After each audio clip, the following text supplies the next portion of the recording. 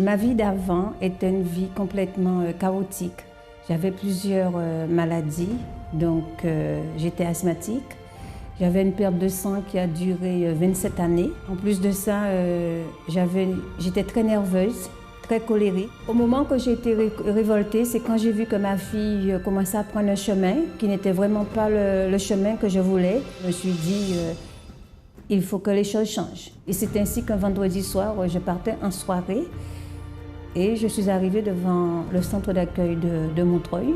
Quand je suis arrivée au centre d'accueil, que je me suis lancée au chemin de prière, j'ai participé à la campagne d'Israël, bien que je ne connaissais pas tout à fait ce que ça voulait dire, mais je me suis renseignée et je me suis dit, pourquoi ne pas me lancer alors que je suis une femme malade? Et donc, au moment que je me suis lancée à la campagne d'Israël, avant la campagne d'Israël, bien entendu, ma fille est arrivée à l'église. Et ensuite, moi, j'ai continué à persévérer pour moi-même. Alors, à travers des campagnes d'Israël, les sacrifices et tout ce que j'ai pu faire, j'ai été guérie alors que je devais me faire opérer de la totale. J'étais guérie des fibromes, des kystes et tout. J'étais guérie de l'asthme. Je suis une femme comblée. Je ne suis plus colérique. Je m'entends très bien avec ma fille. Je sais que le centre d'accueil m'a apporté et m'apportera toujours la vie. Avant d'arriver au centre d'accueil, j'étais déjà malade, très malade. J'étais dépressive, je manquais de fer. J'avais aussi l'insuffisance rénale, le plus grave, et j'avais toujours une tension de 20. Et on ne trouvait pas de solution parce que pour moi, cette maladie, elle est tellement grave il fallait tout le temps faire la dialyse. Tout le temps, je parlais avec mon mari que si je devais mourir, il fallait qu'il s'occupe des enfants parce qu'en fait, les enfants, ce n'étaient pas ses enfants. Vivre, ce n'était pas vraiment... pour moi, on me disait que j'allais mourir. Donc pour moi, c'était sans issue. Jusqu'à ce qu'on me conseille le centre d'accueil. Et donc, après la campagne d'Israël, les choses ont accumulé. Les enfants ont commencé à changer un peu petit à petit à la maison. Je suis partie voir le docteur. Il dit, mais... Mon mari et moi, on se regardait, je dis, oh mon Dieu, ça veut dire que mon état, c'est comment?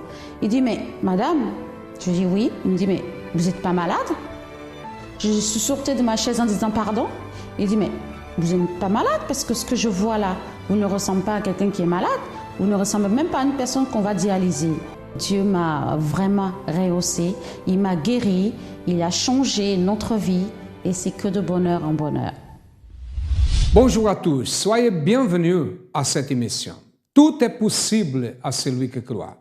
Ces personnes qui ont rendu témoignage font partie de millions de personnes dans le monde qui ont pratiqué et qui pratiquent une foi intelligente au centre d'accueil.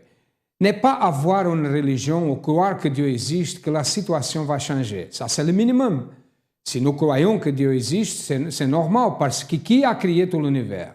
Mais au-delà de ça, Dieu n'a pas seulement créé l'univers, il a créé l'être humain, il nous connaît, il est là pour aider ceux qui s'approchent de lui. Et au centre d'accueil, nous pratiquons cette foi et beaucoup de personnes ont trouvé déjà la solution, la réalisation de rêves, le miracle, parce que le miracle est possible.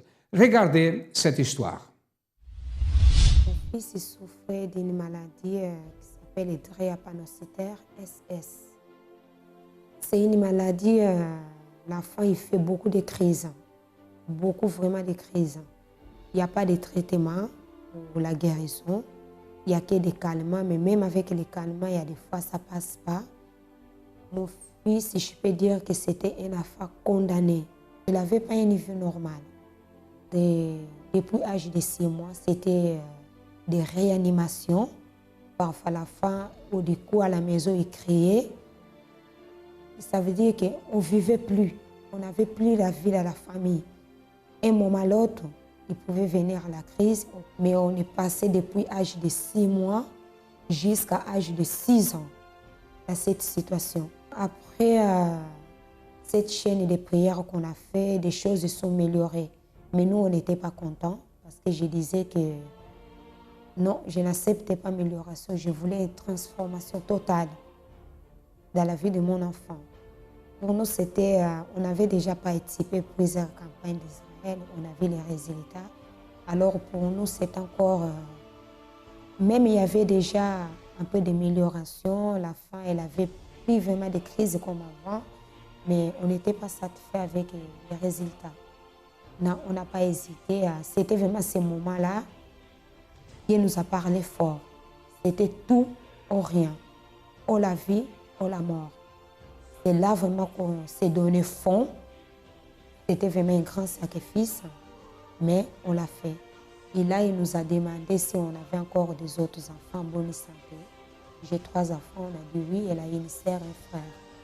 Là, les médecins ils ont dit à ramener les 2 enfants qui sont en bonne santé, on va faire plus de sang. Et là, ça a commencé. C'était la porte qui était ouverte. Après les prises de sang qu'ils ont fait à sa sœur et son frère, ils ont trouvé quand même qu'il y a un de nos enfants qui était compattif à lui qui était malade. C'était même les médecins, ils étaient étonnés parce qu'ils ont dit même dans les jumeaux, c'est rare de trouver quelque chose pareil parce qu'ils avaient compattif. C'était à 90%, c'était presque 100%. Et là, après, ils ont tout, il fallait préparer tout. Il nous a parlé, vous savez, on va démarrer pour sauver vraiment votre enfant. Mais prenez votre temps, réfléchissez, parce que ça qu'on va faire pour votre enfant, c'est aussi très, très grave. Parce qu'il faut passer sur les traitements, qui est très, très dur.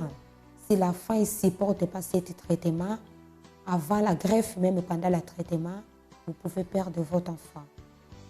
Et nous, on savait que cette réponse, ça venait vraiment de notre sacrifice. On a cru seulement. On a dit, c'est pas grave, on va avancer. Il était greffé. Après une semaine, son frère il était à l'école. Aujourd'hui, tous les 2 en pleine santé, tout va bien. Aujourd'hui, je peux dire que notre enfant, il est guéri à 1 an, 100%. Aujourd'hui, quand on retourne à l'hôpital, il y a des fois, bon, pas trop, hein, on n'a plus besoin de voir vraiment des médecins. Mais au début, on était convoqués de temps en temps pour aller une fois pour faire des contrôles, pour voir la greffe.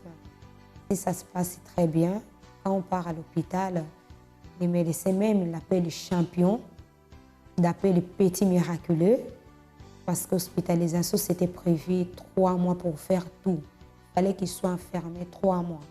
Mais notre fils, il est resté 1 mois et 15 jours. 1 mois et 15 jours, il a tout fait. Les traitements qui étaient durs, la greffe, il fallait attendre les résultats pour voir vraiment si la femme était guérie. Il fallait attendre 1 mois. Tout ça, notre fils, il a fait ça 1 mois et 15 jours. Il était déjà dehors. Je peux dire peut-être des gens qui attendent ce témoignage de mon fils, qui était drépanocytaire SS.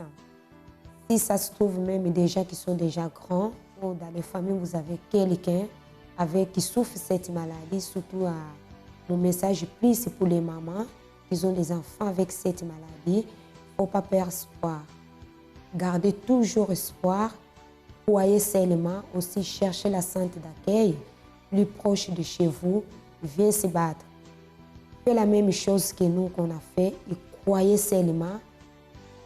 Et à travers de tout qu'on a fait dans la campagne d'Israël aussi, vous allez voir les résultats.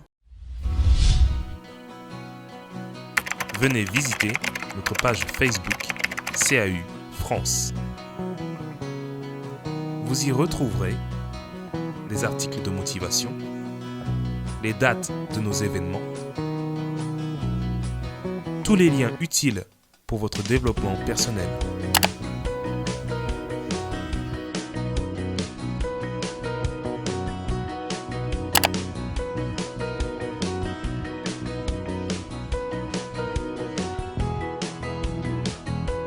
Centre d'accueil, parce que nous croyons en vous comme personne. À travers la campagne d'Israël, Madame Carlotta a vu un miracle réalisé dans son fils qui était condamné à vivre avec une maladie qui n'avait pas de guérison. Mais à travers une foi intelligente, à travers la pratique de la foi, en pratiquant dans la campagne d'Israël, Dieu a réalisé ce miracle. Son rêve a été réalisé. Comment va votre vie? Quelle est la situation que vous êtes en train de vivre? Une maladie incurable? Peut-être un problème financier, votre vie ne marche pas, un problème de famille? Sachez que tout est possible. Au centre d'accueil, nous croyons. Nous croyons, nous pratiquons et nous montrons les résultats, qui sont les témoignages. Si votre problème, c'est un problème difficile, regardez comment cette personne a réalisé son rêve et a réussi. Regardez. Avant d'arriver au centre d'accueil, j'étais mariée, divorcée. Arrivée en France, tout a basculé. Mon fils était vraiment un problème.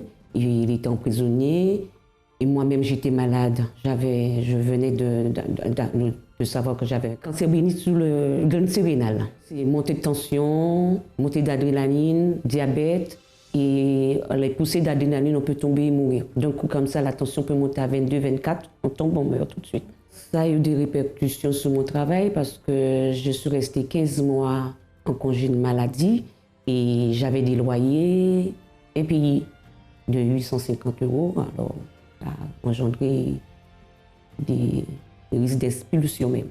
Et j'étais pensive, j'étais presque à la dépression. J'étais énervée tout le temps, même avec mes enfants, pour les parler, les expliquer. J'étais angoissée, énervée. Et spirituellement, c'était pas bien. Je faisais des cauchemars, j'avais des marées de nuit.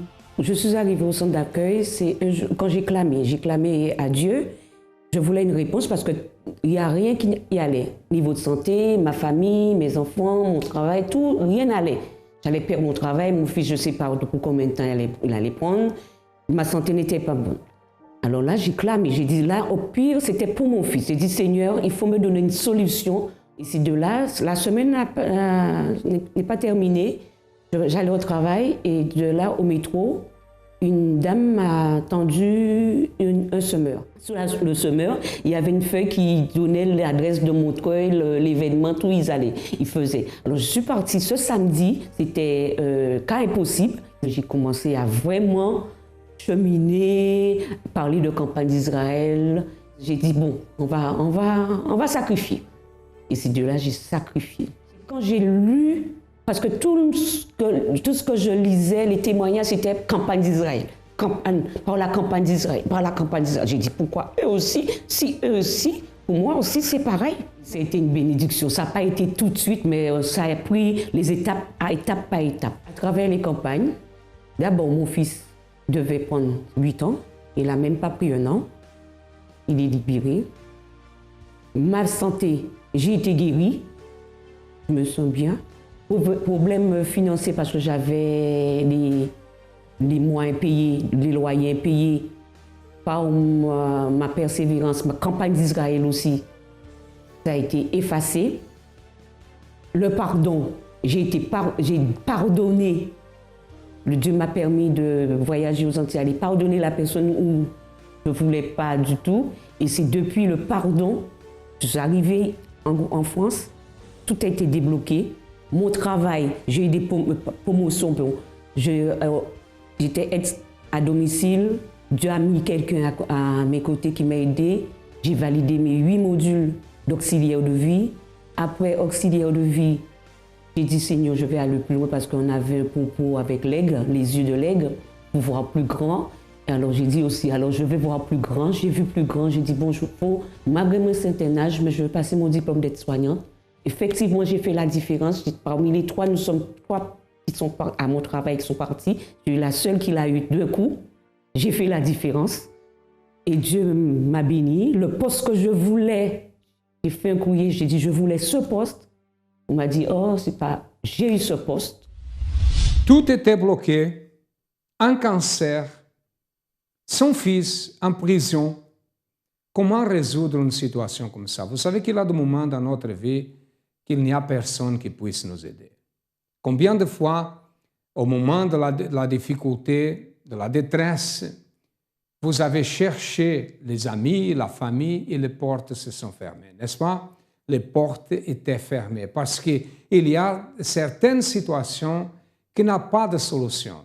Mais nous croyons nous croyons que le Créateur, quand nous pratiquons une foi surnaturelle, il peut réaliser le miracle. C'est ça qui s'est passé. Son fils est sorti de la prison, son enfant est sorti de la prison, elle a été guérie du cancer, sa vie financière qui était totalement bloquée, aujourd'hui ça marche bien, tout a changé à travers la pratique d'une foi intelligente. Ils sont des millions de personnes, n'importe qui vous êtes, n'importe si vous avez religion, si vous n'avez pas de religion, n'importe si vous êtes une personne très intelligente, une personne moins intelligente, si vous avez plus de capacité ou moins de capacité, Dieu ne regarde pas ça. Dieu regarde notre attitude. C'est nécessaire que nous ayons une attitude. Au centre d'accueil, nous enseignons déjà à pratiquer la foi, avoir une attitude avancée. Et ceux qui croient, qui sont déjà beaucoup de millions de personnes, ont réalisé ces rêves, ont réussi dans ces problèmes, peuvent maintenant montrer la victoire, montrer à tout le monde que tout est possible à celui qui croit. Nous allons voir plus de témoignages. Le kyste, l'infection, le sida, abandonne maintenant. Au nom de Jésus-Christ, au nom de notre Seigneur Jésus. Placez la main sur la maladie, si vous savez. Sinon, prenez dans votre tête. Placez vos mains sur votre tête, au nom de Jésus. Au nom du Seigneur Jésus. Il dit, au nom de Jésus-Christ, je ne t'accepte pas. Infirmité, douleur, maladie, je ne t'accepte pas. Et je t'ordonne au nom de Jésus, au nom du Seigneur Jésus, dites, sors. Qui avait le douleur et le douleur est disparu? Venez ici devant, venez ici. Vous qui avez le douleur, il est disparu. Venez ici. Qu'est-ce qui s'est passé? J'ai des problèmes de lombaire. Et de problèmes de lombaire. J'ai mes lombaires qui me fait tout le temps mal. Vous aviez de douleur quand vous êtes arrivé ici? Oui. Faites le mouvement là, faites le mouvement. Ça va? Amen, grâce à Dieu. Merci beaucoup. Applaudissez le Seigneur. Vous, madame, vous étiez là en train de faire ça. Qu'est-ce qui s'est passé? Oui, j'ai mal au niveau des omoplates et ça prend aussi en bas du dos. Vous avez ou vous aviez? J'ai plus, puisque là, ça va mieux. Vous n'avez plus? Quel était le problème? Une douleur? En bas du dos. En bas du dos. Et vous avez fait ça pourquoi? Voilà, parce que ça me prend aussi sur le... Faites le mouvement. Venez ici. C'est vrai? Faites le mouvement. Faites-le. Amen. Grâce à Dieu. Passez. Vous, madame. C'est mon omoplate, j'ai une douleur. Le problème dans l'omoplate? Il est là? J'ai plus rien. Faites le mouvement. Vous aviez? Parce que j'ai vu que vous étiez en train de faire comme ça. C'est passé? Voilà, j'ai plus rien parce qu'avant, j'arrive pas à faire ça. Amen. Grâce à Dieu. Applaudissez le Seigneur. Vous, madame. Vous êtes au centre d'accueil depuis combien de temps? Ça fait 7 ans. 5 ans. Quel était le problème que vous aviez? J'étais un problème d'eau et depuis ce matin. Depuis toute cette semaine, j'arrivais même pas à baisser. Même ce matin, j'arrivais pas... Vous n'arrivez pas à faire comme ça, c'est ça? Faites-la, faites. Amen. C'est passé au moment de la prière? Oui, c'est passé. Amen. Grâce à Dieu, vous êtes guéri au nom de Jésus. Vous, madame, venez ici. Problème? Mal au ventre. De douleur, vous aviez de douleur? Mal au ventre en bas, ici, oui. C'est guéri, oui. C'est passé? Oui, c'est passé. Je n'ai plus mal au ventre encore. Amen. Grâce à Dieu. Passez. D'autres. Bonsoir, madame. Bonsoir. Qu'est-ce qui s'est passé?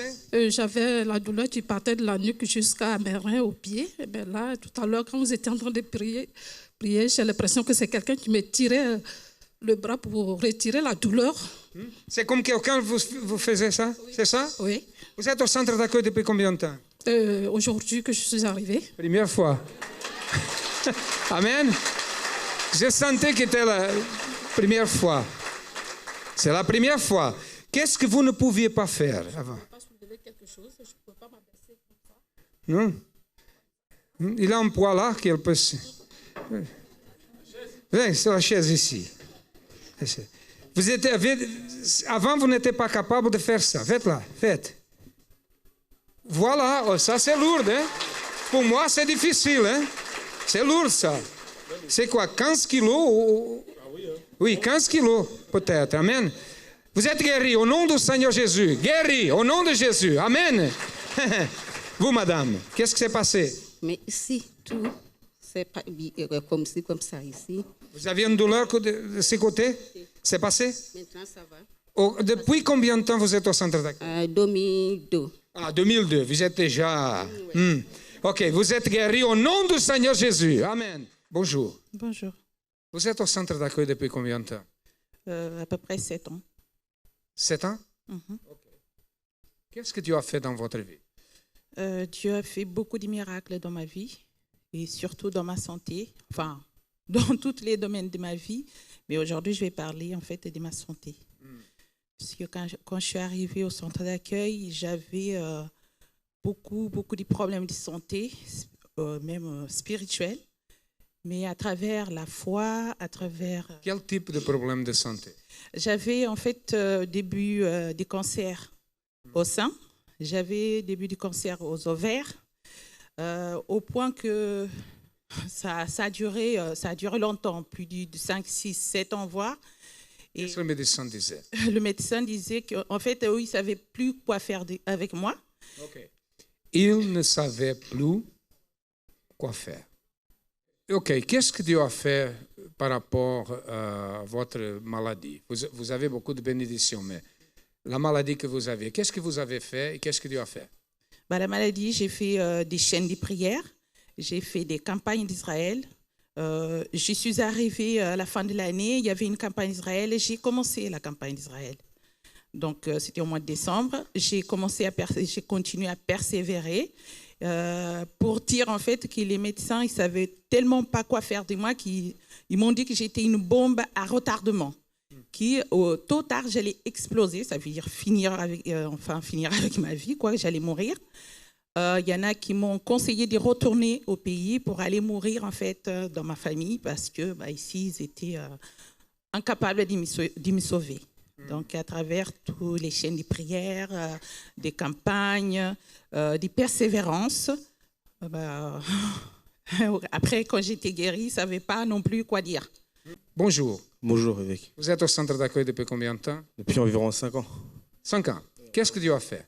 En fait, quand je viens d'arriver à l'église, j'avais à peu près 14-15 ans. Et ma mère, justement, elle se trouvait dans une situation un peu critique, puisqu'elle venait d'arriver d'Afrique pour ici, pour s'installer avec nous. Et justement, à partir de ce moment-là, elle a eu un problème au niveau du cœur, des poumons. Parce que, en fait, les médecins, ils avaient détecté... Au tout début, elle s'est fait opérer d'une thyroïde. Parce que c'était son cou qui commençait à gonfler, il y avait des globules. Jusqu'à là, ça s'est bien passé. Et quelques temps après, on a appris qu'elle avait, quelque chose, un souffle dans les poumons. C'est-à-dire, en fait, qu'elle respirait et il y avait un parasite qui bouffait l'oxygène. OK, c'était l'état de sa mère. Qu'est-ce qui s'est passé? Ce qui s'est passé, en fait, c'est que je l'ai emmenée à l'hôpital ici de La Fontaine avec, l'ambulance. Et quand on est arrivé là-bas, je l'ai laissée. Elle était très souffrante dans le même état. Et on m'a dit, vous pouvez la laisser. Et puis après, vous allez revenir après. On va vous donner, la suite. Donc moi, ce qui s'est passé, c'est que je suis parti. Je l'ai laissée. Je dis, je vais la revoir après. Je suis parti directement à l'église. J'ai pris les petits flacons d'onction. J'ai demandé au pasteur Ricardo à l'époque. Il m'a passé. Et en revenant, on me dit qu'elle était dans le coma. Donc quand j'ai pris l'onction... Je suis arrivé devant l'hôpital. Au début, je suis allé faire la prière dans les toilettes en larmes contre le diable. C'est la première chose que j'ai fait quand j'ai appris qu'elle était dans le coma. Et ensuite, après, je suis sorti. J'ai pris l'onction, j'ai ouvert et j'ai lancé sur les murs de l'hôpital comme ça. C'est la foi, mes amis. C'est comme toucher les vêtements du Seigneur Jésus. C'est impossible parce qu'ils l'ont péché. Il a fait quoi, hein? Je vais jeter ici l'huile. Au nom de Jésus, soit attaché. Qu'est-ce qui s'est passé? Et ensuite, après, j'ai continué aussi. Attendez, c'est pas fini. J'ai continué. Je suis allé, parce qu'elle m'avait ouvert un compte. Donc, j'avais la carte, j'ai pris, j'ai fait une offrande. Et puis, j'allais la voir tout le temps. Et les médecins, au début, ils la branchaient, avec des appareils et un masque à oxygène. Et ensuite, elle a pris une attitude aussi 2 fois parce que j'allais la voir. Je disais, maman, accroche-toi, tu peux pas lâcher. Je lui disais comme ça. Et même pas 3 semaines après, elle était debout et elle est sortie. Et nous arrivons à la fin de cette émission, mais si vous avez besoin de notre aide, nous sommes situés au 254 de la rue de Faubourg Saint-Martin, au 10e arrondissement à Paris. Nous avons d'autres centres d'accueil. Les portes du centre d'accueil sont ouvertes du matin au soir et toute la semaine, de lundi à lundi. Si vous avez besoin de notre aide, cherchez le plus proche, cherchez le centre d'accueil le plus proche de vous et certainement vous allez trouver la bonne voie. À demain et que Dieu vous bénisse à tous abondamment.